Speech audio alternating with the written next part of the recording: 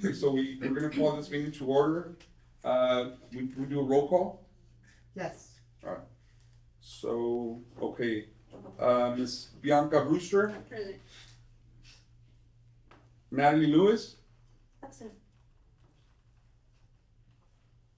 Miriam Ayala, Absent. Mario Perez, Present. Ms. Mary Bender, Present. Ms. Angie Ancilla, Present. Ms. Sandra Solis, Absent. Dr. Marty Reyes, Absent. Liaison-elect Assistant Director, Ms. Lauren Bluestone. Alright, so we have quorum. So we're gonna start with public comments. Where's the list for the public comments? Those are the public ones. But these are the ones that send it through, or the ones that are here. Okay. Okay, who's gonna have the timer? Oh. You can have the timer? Yeah, we'll have a timer. Oh, okay. Okay. Ms. Tracy Balls? Yes, hi. Hello. Thank you for letting me speak today. I'm here today to speak for the dogs in your city who are dying, not from natural causes, but from abuse, neglect, and a systemic failure. And the person responsible for protecting them, Director Lauren Bluestone, has failed to act. Under Texas Penal Code 42.092, it is a crime to fail to provide food, water, shelter, or necessary care, or to leave an animal in conditions that cause suffering. But yet over and over and over again, Lauren Bluestone does exactly that. The dogs that are chained in the sun, no water, no food, no shelter, reported, and she chooses to do nothing. And why? Because if those animals come into her shelter, she has to count them as a live release, a live outcome statistic. She chooses optics, feel-good things over the lives of the animals here. So let me be clear.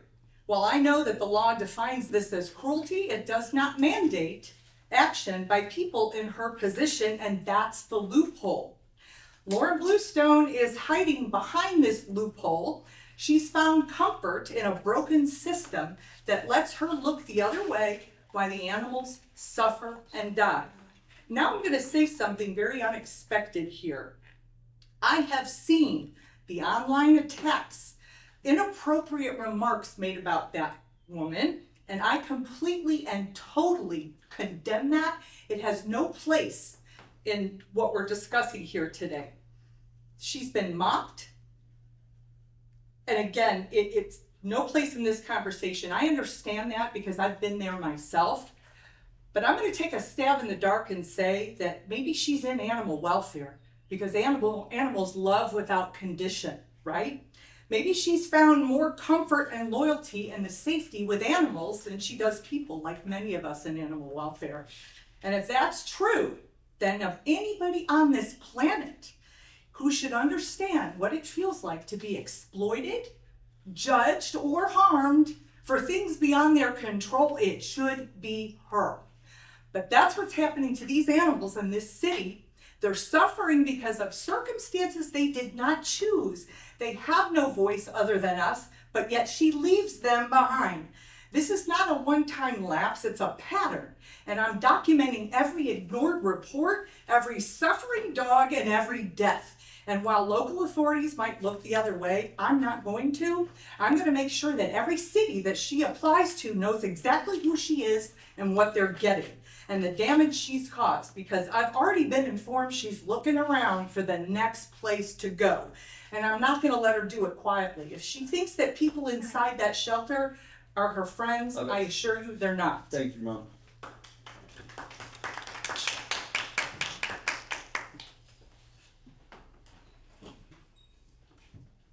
Okay, we got our next public speaker, which is Irma del Barrio. Right here. Okay, ma'am. Thank you. Animal abuse and cruelty have been a persistent problem along the border for years. The combination of socioeconomic issues and the lack of affordable spay and neuter services in the area has led to a high rate of stray animals, abuse, and cruelty. This issue has been ongoing for many years and did not suddenly arise within the last 12 months. The current assistant director has implemented several changes at the shelter, more than any previous director. The assistant director has organized shelter events to educate community members on responsible animal stewardship. It is important to support these efforts to make positive changes. Past committee meetings indicate that Ms. Ancira was tasked with reviewing and suggesting changes to animal abuse and cruelty ordinances for submission to the city council. Although more than 5 months have passed since this assignment, the committee is awaiting suggestions. In the meantime, there have been numerous negative posts, some containing inaccurate information. Committee members are appointed to assist the shelter, not undermine it. To summarize, Lauren Bluestone is an educated individual who holds a Bachelor of Science in Zoology, a Master's in Criminal Justice, and a Master's in Public Policy Administration. To make matters worse, like we all know, she will be told to take a cut in her budget. Now more than ever, we need to support her. And if I may add, I am a foster mother who just left my foster this morning, and we were not involved in that transport. It was the Laredo Animal Care Services. They did a transport this morning. It's not the first, it's only the third, but they have moved 76 dogs and 20-something cats. And if there is abuse, maybe it may start at the shelter, but maybe somebody along the line needs to, take a look in the mirror. It is just not her fault. Thank you. And to respond to that, I know, I heard budget cuts and I know we're, management is looking at some areas to cut, but, please know that the shelter has a strong voice with any, cuts that, in other words, we're not looking to cut any, officers and stuff like that. We're gonna move forward, not backwards. Thank you. Maisa, por Okay. ahí. Go ahead, Trying Maisa, to do you have slow 3 down. minutes? Good afternoon. I've been volunteer for the city shelter for, I think, at least 7-8 years. Ancira knows me from a long time ago. And I used to transport in my own private van for the city shelter and cats and dogs from Laredo to San Antonio and Austin area. I have dealt in the past, at least that I remember, with 4 directors for the shelter, and I named them if you need. And that I remember. And I'd like to compliment Ms. Bluestone for the improvement of the locks today.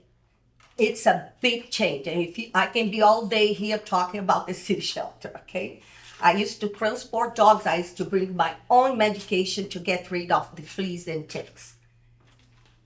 She keeps open door. What I love, she keeps open doors. If you go to the shelter, the door is open. She talks to you, okay? And she always listens. And when I'm in the shelter, in the public area, I see her talking to everybody who goes to the shelter looking for their cats, their dogs, adoption, and so forth. And this is important to me. Another thing, I had never saw that before. She applied for grants. Grants for what? For spay neuter, including TNR for cats, the trap, release, neuter release. And she brought this money, she brought an outside surgical team every weekend to spay neuter, and include Pets Alive Laredo paid for 2 or 3 bills of the vets and the hotels for their staff. This director, she's proactive involve the community promoting events. My favorite event so far, I love it. There was an event at the shelter that she was training the community to how to feed an orphan kitty and puppies. I'm a foster puppy. I have a incubator for the puppies. 1 day old, I go to the shelter, bring it to my house. And she brought the community to learn how to do it. That was fantastic. Also, as a rescuer, Laredo population is in dire need of a pet education. That's immediately. This event brings awareness to our community. Furthermore, I applaud LAX, the Laredo Shelter, social media, the videos, the post, the communication, excellent job.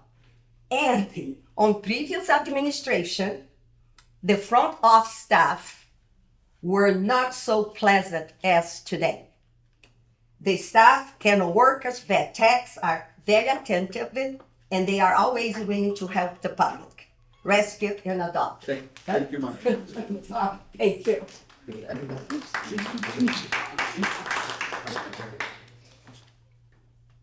Ms. Maria Garcia, A. Garcia.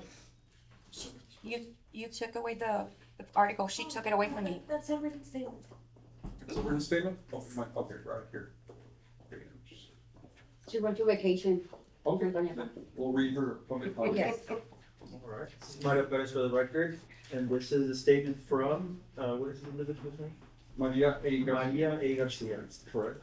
Hi, everyone. I'm speaking for Tony Garcia, a co-founder of Paws on Board and member of Administration Committee for Pet Haven of Laredo 501c3 organization.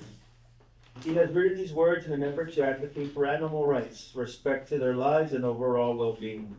She has collaborated for over 13 years in different capacities with animal rescue groups and the shelter itself. It is alarming to witness that animal cruelty / neglect continues to be very ingrained in our community culture. It's been my obligation since long ago, when I was an educator, to make children aware of not only the cute, but also the ugly side of what our animal lives suffer daily. A long time has passed, about 15 years, and sad to say, but animal cruelty / neglect continues to be very present today. The difference, social media. It has exposed the problem to a deeper level that we were not aware of before. Our Laredo community refuses to learn from awareness alone, and it is time to take tougher, stronger, and more clear and definite action against the perpetrators of animal cruelty, neglect, death, no matter who they are. Ignoring the issue when your duty job is to report or to take action makes you complicit in the abuse. We are failing as a community overall, starting from our city leaders, judges, animal city services, and citizens themselves. We will continue to advocate by making noise, use of social media as needed, and work on reviving empathy, which is non-existent today. While our city shelter is doing cute and fun extracurricular activities like the mud races, modeling shows, Pet of the Week, etc., and exposing such through social media, we respectfully ask that you also inform the community about animal abuse rescues, cases, perpetrators, consequences, to make awareness more complete and real. We ask that control officers patrolling our city streets are held to an overall high standard of performance in their duty of reporting animal neglect abuse appropriately. It is not acceptable in any form to have contradicting reports on the same case within days of continued reporting. Something is not right. On the last note that needs to be mentioned, thank you for the much needed and expected vacuna clinics, adoption event, and media exposure of adoption availability. Thank you.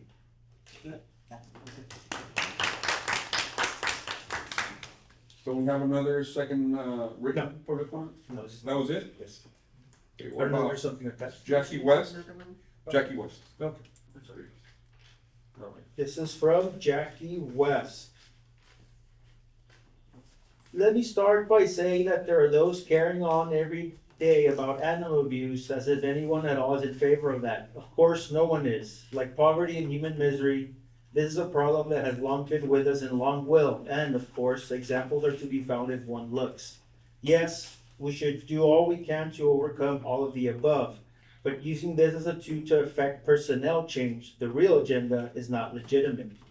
The city shelter administration is so much stronger and more effective than in years immediately prior. Just one example.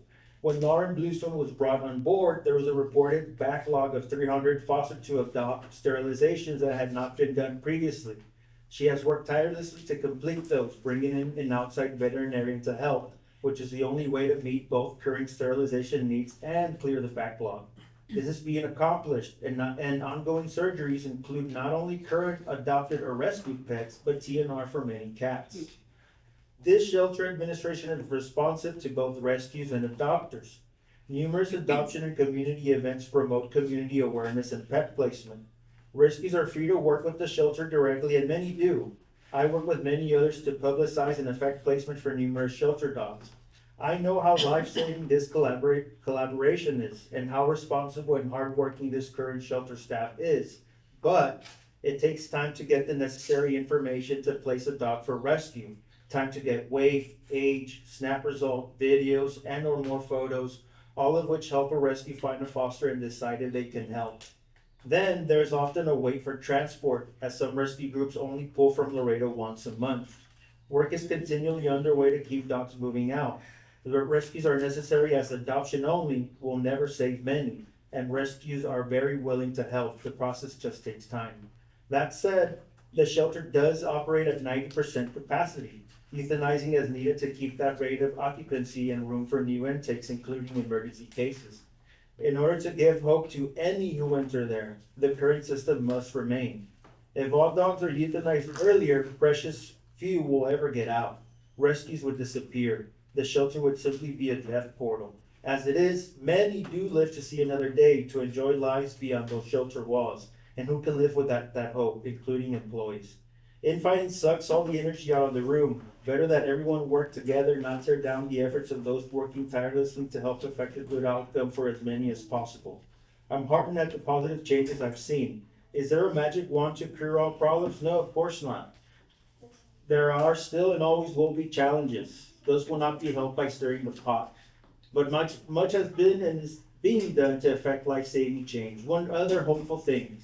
A new shelter transport van now is taking dogs and cats to rescues within several hours of Laredo, which really helps them. Let's focus on positive changes at the shelter, not tear down what has been achieved.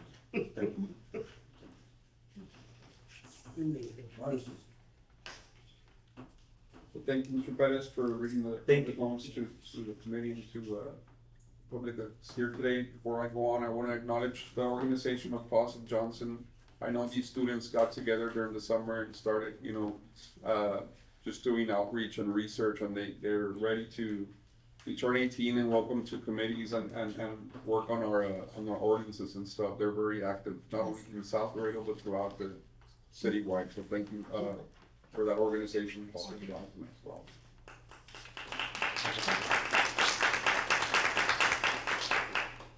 So we have approval of minutes for March Wednesday the 26th, 2025. I so motion. Is there a second to approve? Second. All in favor? Yes? Thank you. So we're gonna jump into the agenda. So number 5A, discussion and possible action. A, review the city secretary memorandum regarding the expression of personal views on city matters and sign an acknowledgement form. We have four. Yep. Mr. Chair, we have four right now. So we're missing one? Right. Who's missing from the committee members? It was there in your folder. Well, we have Miss Benders, we have yours, Mr. Gonzalez. Second. Francina? I have Miss Lucia. I haven't even read it. Oh, this is good. You haven't signed them up? Huh? Did you turn yours in? No, Oh, okay. I'll read it. Okay, thank you. We can give her time to. Of course.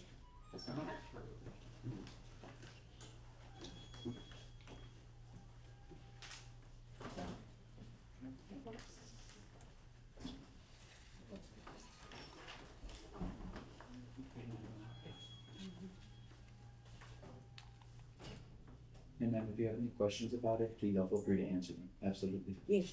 Of course. Yes, I'm the one, advocating for the animals on social media. I don't know if I agree. If they're talking about, bashing the shelter, I don't know if that comes in with that. I don't know if that is the intent of this document, but what I will say is that you have to, you wear two hats, okay, as I do. A lot of us wear two hats. You are not only a committee member, but you're also a private citizen. So as a private citizen, you are entitled under the Constitution of the United States, you are entitled to protected free speech. Absolutely. And social media nowadays is a wonderful platform for that free speech. I truly believe that. But the problem lies when any individual on any committee decides to use their position on a committee and in their official capacity make these statements against the institution that they are supposed to be, aiding with their participation in a committee. So I think this memorandum is just trying to get individuals to understand the differences and to agree that if they're going to make any sort of statements on social media, and if they want to give their opinion of approval or disapproval of the city of Laredo and of the animal care services, or by extension the city of Laredo, they can, as long as it is done in your individual capacity. Okay, because there is a difference. And what we're saying is that you are promising that if you are going to make these types of comments, that you do so in your individual capacity as, I don't know your first name, Miss Ancina. And, You make this comment as Angie Ancina. oh yes, I was for. And not as a committee member. No, And then also, this memorandum is trying to get members of the committee to understand that we have an agenda. If you want to come to the meeting and make a public comment in your individual capacity, you have 3 minutes like everybody else. But after those public comments have concluded, we have to stick to the agenda, because this is the noticed agenda that we have given to the public. And again, we need to be respectful of people's time, because they are here on a volunteer basis. And we need to stick to the agenda, and any sort of comments by committee members that fall outside of the confines of this document is not only possibly in violation of state law, it's also making these meetings, or it could also be considered a waste of time. So when we have our committee member hat on, and we're in the middle of a meeting, we need to stick to the actual agenda as written. And that's pretty much what this is saying. okay, thank you for explaining. Of course, absolutely. Yes, because like I'm not only an animal lover, I'm an animal advocate, it's very different. Okay. And that's the only way I express my feelings and awareness of animal cruelty. And that's what I see out there. I'm not in the shelter, I don't wanna see nice things, I wanna see the real thing. And thank you for your service on that. Yes. You're welcome. Thank you, Of course. and thank you, Cecilia. Hopefully, you can find Where is it? To sign? Should be, for the little stick please. Okay, Thank you, Ms. Santi. you're welcome.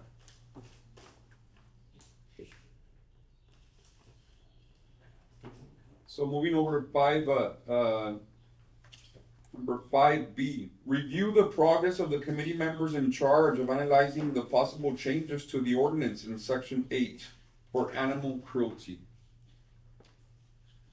So this item is open for discussion.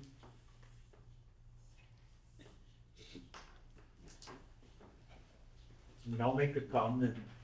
I've You're welcome. read the ordinances on animal cruelty.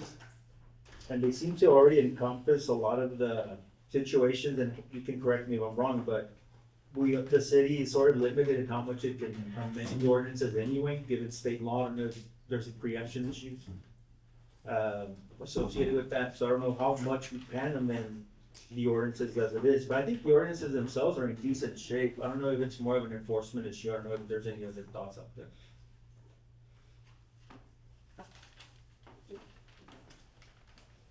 Well, that item, when I was temporary chair, was assigned to Ms. Ancina because she was being so vocal. I said, it's okay, let's review, suggest your changes. And her response, quote unquote, in January was, I'm on it. And So we're still waiting for those suggestions. Okay, the suggested for me for animal cruelty are the ones that are tied up, no No, water. ordinances. You have Ordinance. to make your changes on the ordinances in writing so we can present them to legal. Oh, I didn't know. Yes. Well, that was discussed in January as well. Mm. Okay, so we wanna table that, ma'am, so we can have more time and, Yes, okay, motion's table? I mean, I don't know if we can have a memo from the city's legal as to what we can modify, again, going back. Cause my understanding, I may be wrong, is that basically the state has the cruelty laws in place. And we can only enforce those as they come down to us. So, I mean, I don't know if, as I said, I'd like some clarity on how much we can do to begin with. For example, the tying the dog, I understand that. You know, for example, we can't, it's questionable whether we can pass an ordinance that no dogs can be allowed to be tied within city limits because of the state law, which already provides for some limits. I would like to know that, so that the other committee members can be educated as to that as well. May I make a statement?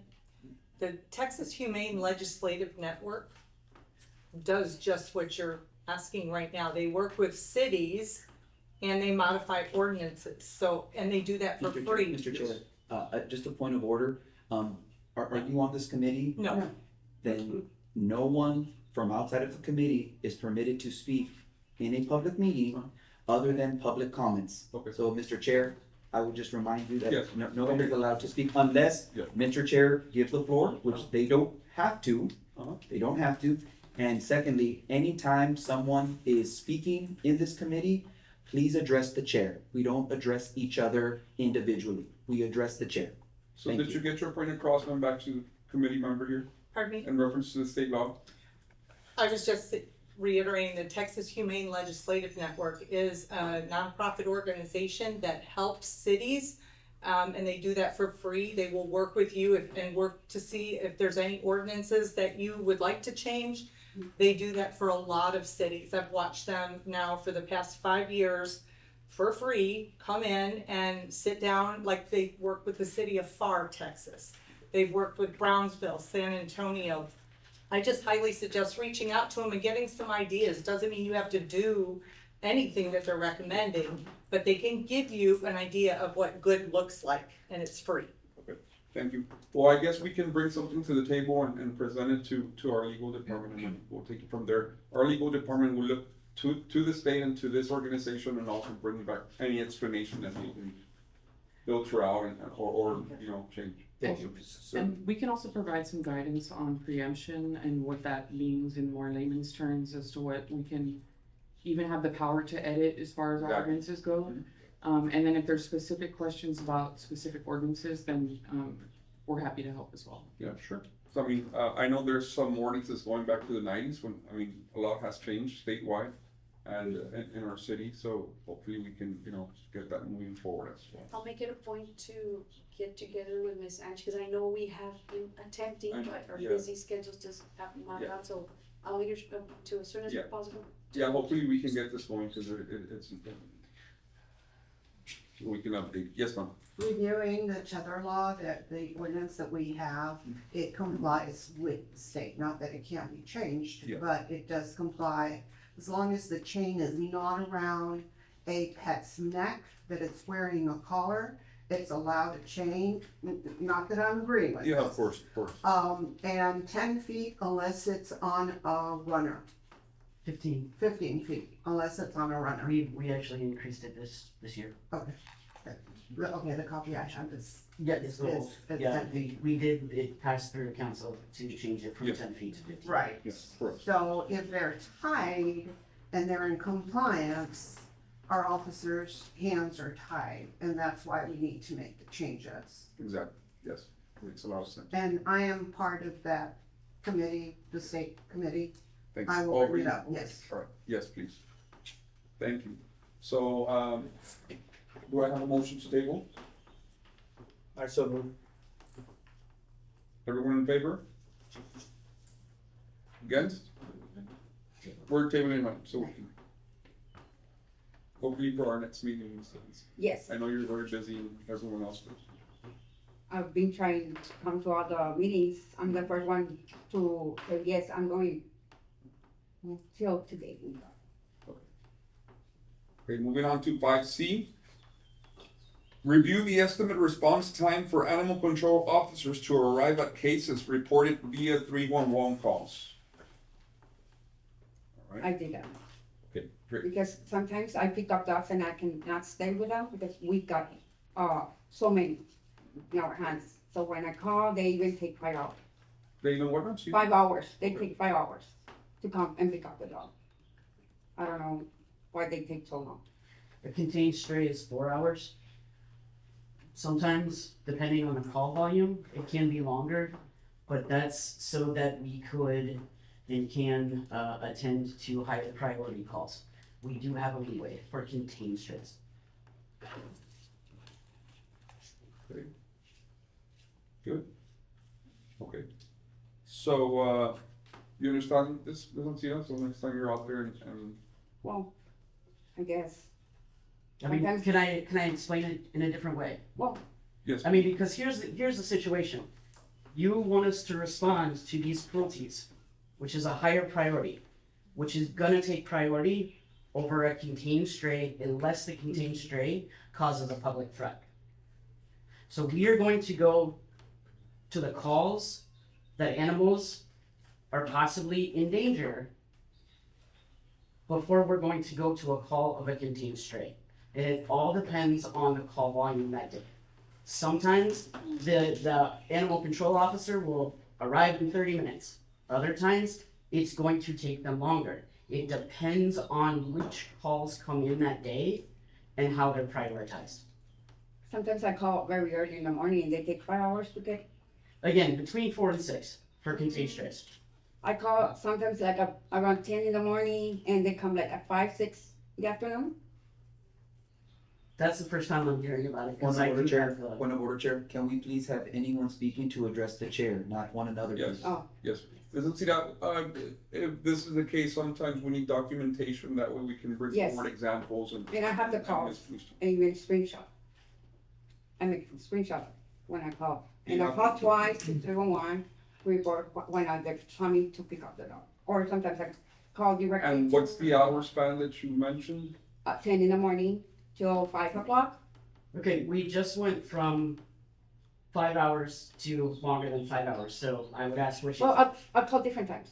I mean, different days. We different just times. mentioned Okay. 5 hours. Do you have an example today, Ms. Ancina? Today I haven't called anyone because I was busy with feeding the dogs. Okay, No calls today. we'll look into it. Mr. Chair, I'd ask if that's something that the response time, is that something that's measured? Do we see trends where it's been reduced, or is that something that's a goal to reduce? It's not necessarily a reduction because our call types are changing. And the calls that have and take up more officers' times are increasing. So it is an element that we reach the goal set. So if it is something that is sick and injured, it is, 45 minutes. If it's something that is a cruelty, it's within an hour or so.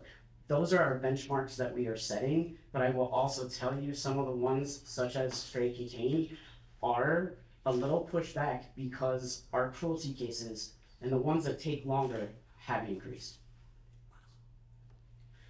Since Bruce, may I ask, were you given an opportunity to ask for officers in this upcoming budget? No. No? No. So you weren't given an offer? So here's what I will tell you, and I want to make sure that everybody knows this. Currently, we have 13 animal control officers. With the call volume and the calculations, and it's national organizations that put out the amount of officers for the city per call Yes. volume. Okay, yeah. the Okay. ratio. We're supposed to have 23. For our shelter, we have 11. We're supposed to have around 20. And you weren't given an opportunity, is anybody from management here today, Ms. Joaquin, no? Management. Ms. Bristol, I'll look into that as well. But just so we're clear, I want to let everybody know, because one of the big things that I'm hearing right now is cruelty, and we are not addressing that situation. In 2023, our cruelty calls were 377. Now, we've responded to 504, and that's from year to date. Our intakes prior 2023 were 1,891. We're up to 2,094, same time frame this year. So we are bringing them in despite the fact that the common thought process is we are leaving them to skew our numbers based on what other national agencies may or may not do. That is false. Our euthanasias are actually up from 2023. So with that said, they are coming in and we are euthanizing them so that we make sure we have humane housing. Our surgeries, we are working on that because that's probably one of the most things that we can agree on in this room, that spay and neuter is what is going to change what we have going on, if it's even possible to change. 2023, 758 surgeries. Now we're at 949. After this weekend, we will have 430 TNVRs year to date. So I want to make sure, and by the way, at the end of the day, in 2023, before my arrival, 687 citations were given. We're up to 1,015. So for anybody to say that we are not doing our job, to play with numbers, we will not be used as collateral damage for other people's issues with national agencies, because that's not the facts.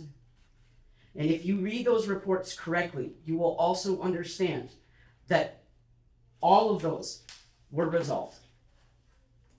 And if we were called out prior, they did have food, water, shelter. Unfortunately, our ordinances do not say shade. And that's one of the things that we can add, that we've been asking to look for. But I want to make that clear to the individuals in this room. Because at the end of the day, we might have advocates, we might have animal lovers, but I do want to work with every single person in this room to make it better. Thank you, Mr. Nostromo, and that's why at the beginning of the meeting I said we're all here for the ultimate goal. Do you have a presentation, ma'am, for the budget workshop when your department comes out?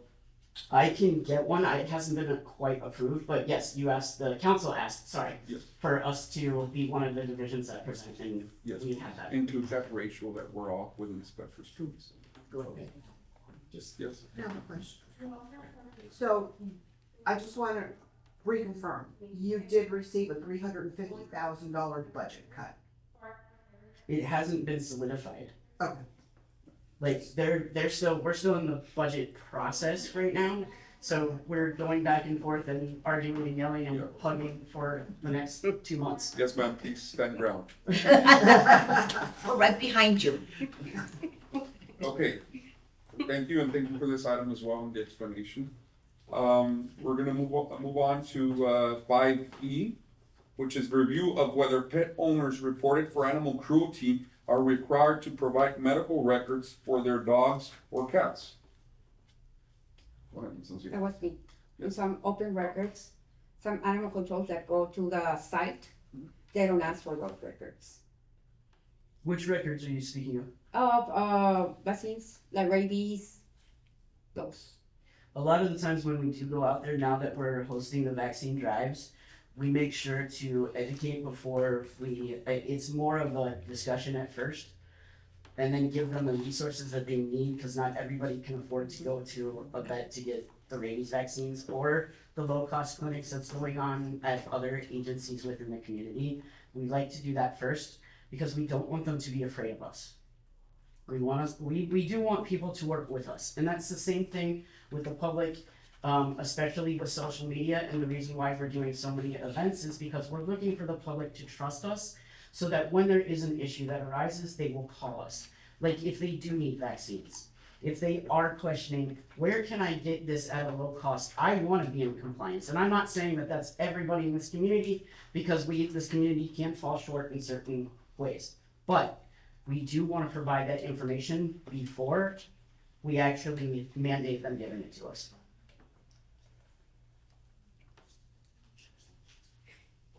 Okay, so we're gonna move over for item 5F, It's the review, the certification requirements for lax veterinary assistance. Go ahead.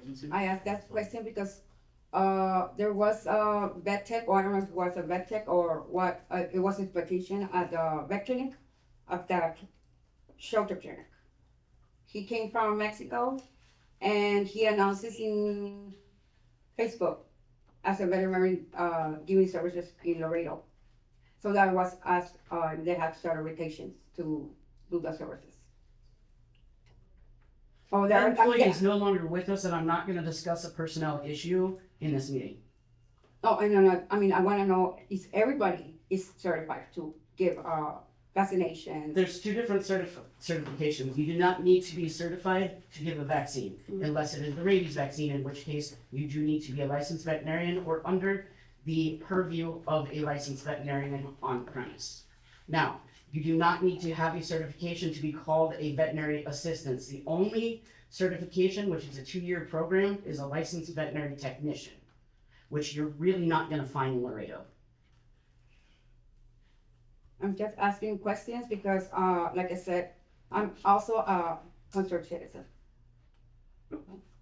So, Does that answer your question? Yes. Okay. Can I add to that? Sure. Yes. There was a group that did research, Mhm. and there are no veterinary clinics that have licensed vet techs in Laredo. Not one. Just to clarify that point, not one. No. Okay, thank you for that research and that comment. So again, like I said, I appreciate everyone being here. We're all here because, we care. Sometimes things get too, passionate from case to case. I guess the data speaks a lot for itself. And I had already heard those numbers. But I guess we're gonna start working on these things. I mean, legal can tell us what we can do and what we can't. So hopefully we can have all this before our next meeting, right? That you can get the time to get this together and see. That way we can clear any shade in those state laws as well. And if we come to the point where maybe our district attorney's office needs to get involved also, we can have him here after the committee comes together and see what we can work with legal and stuff. So with that being said, I would like to motion. Sorry. Yes, go ahead. May I add a comment? Of course, I'm sorry, I did not add it to the. that's fine. To the. Is it related to an item? No, something separate, information. Okay. Point of order, it does really need to be related to an item, otherwise we're going outside the scope of our posted agenda. Okay, that's fine. If it's important, please bring it back. Yes, of Yes, course. please. Okay. Sorry. Well, with that being said, I would like to motion to adjourn. So, All in favor? I don't vote. Against? So many. Thank you so much. thank you all for your time.